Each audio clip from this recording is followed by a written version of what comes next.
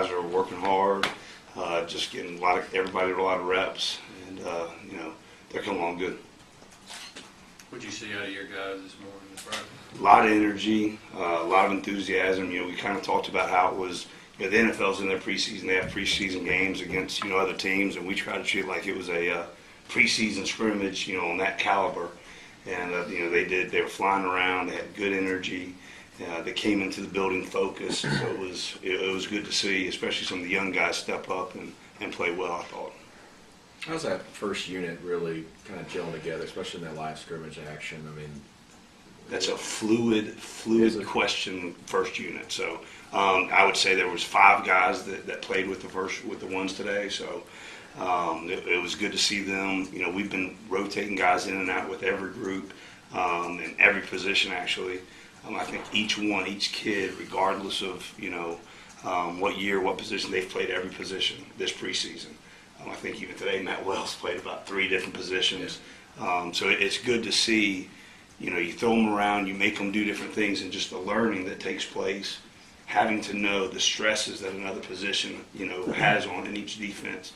And, the way we teach things, we can move them very easily in and out of spots. So, it's good to see them just move to a different spot and, still play at a high level. Who were some of those five guys? Skinner, Matt Wells, Cam Lawrence, Bernard McKinney, Chris Hughes, if I didn't say him, I think Bo got some reps, so there might even be upwards of 6 that played, running with the ones in and out.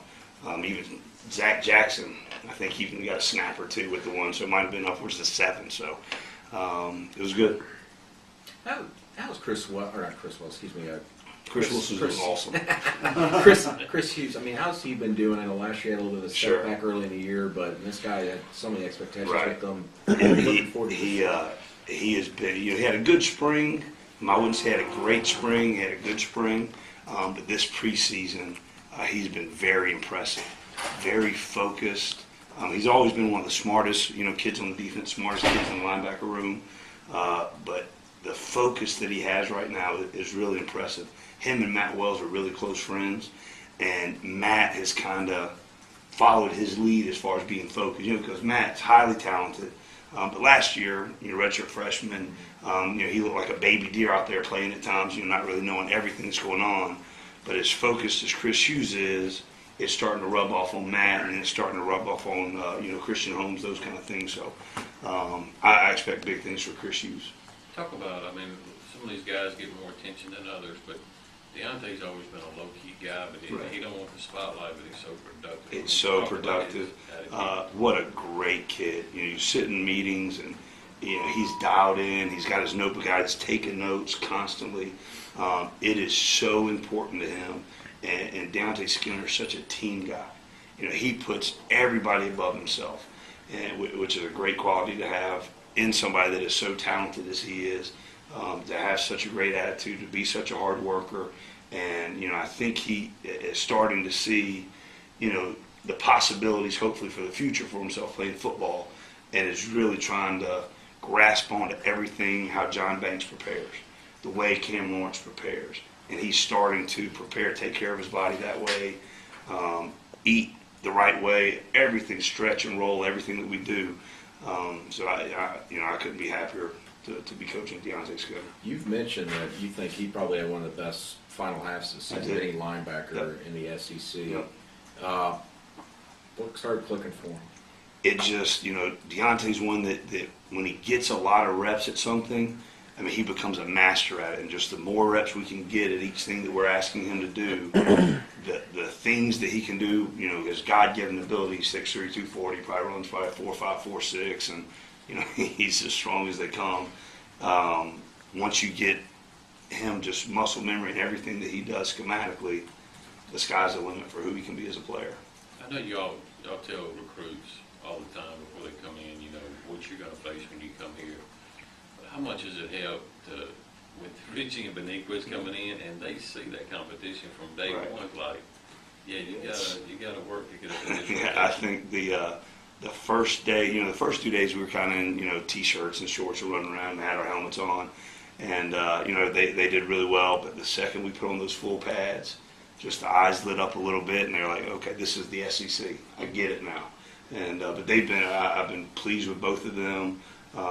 They are who we thought they were, which is not to quote Herm Edwards, but or who is that? Dennis Green. To quote Dennis Green, I'm sorry. So they've done really well. Just learning and adjusting to the game, because they were always the biggest, the fastest, the strongest their whole lives.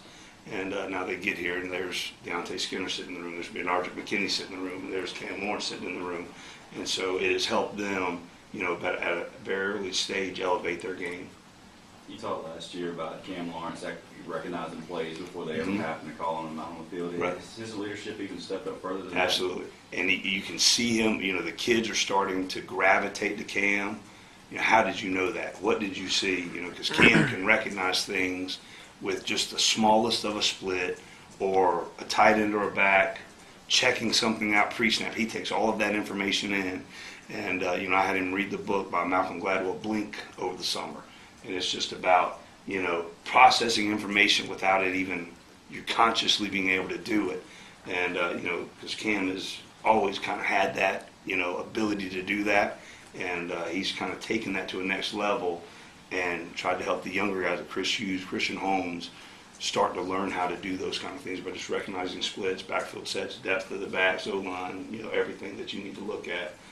In 1 second, you have to recognize that. And Cam has the ability to do that, and he's kind of rubbing off on the other guys that way.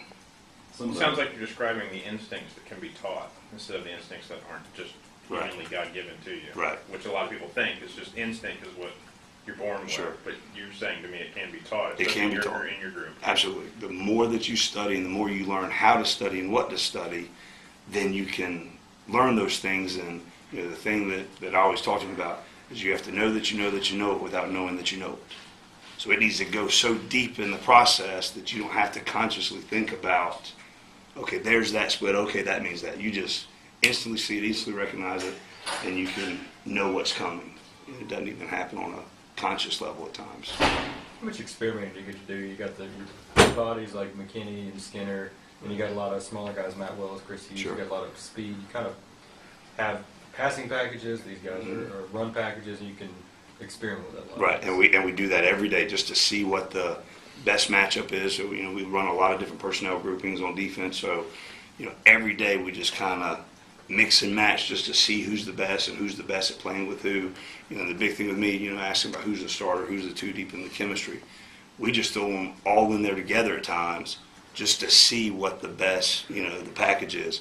But the neat thing about our room is that the guys that are the speed guys, the what people might call the pass specialists, we've really gotten them to become much more physical. And then the guys that are the more physically, physical guys like Deontay Burnett or Cam, we're working on their pass coverage, and they've done a really nice job all preseason. You sat down like in the summer, even the spring, with Chris Wilson to start talking about what the defense is going to look like this upcoming season. And obviously you add new things, you do some different things. What do you think the strength of this team is going to be when you guys are able to sit down and discuss? The biggest strength of this entire team, and not just necessarily the defense, is the chemistry. The team, they really care for each other. They really pull for each other. We've got a lot of competition in each position, but even though they're competing, trying to get that starting job or whatever they're trying to do, they're still pulling for the guy that they're competing with. And you don't see that, dynamic everywhere that you go. But I would think the chemistry, how much they care about each other, and how hard they're willing to play for each other is probably the biggest strength, of this team, and I think it'll be the strength of this defense. You got 6 or 7 returning starters, give you an opportunity to do more with the defense, do some more Sure. multiple things. Well, the big thing last year is, we didn't at times you need to have 22 players that are legitimate SEC players that can come in regardless of the situation, regardless of the time on the clock, and win SEC games. Last year, I don't know if we had 22 guys every game that could do that.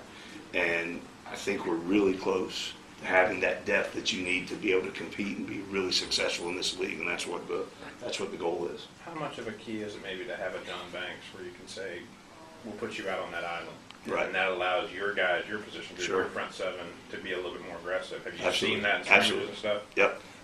John is, everybody has confidence in John. John has a lot of confidence in John, Right. and which is great.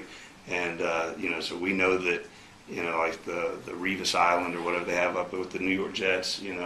I think we have that with John. And then Darius Slay and Jamerson Love, they're pretty good players too, which is nice to have such talented corners.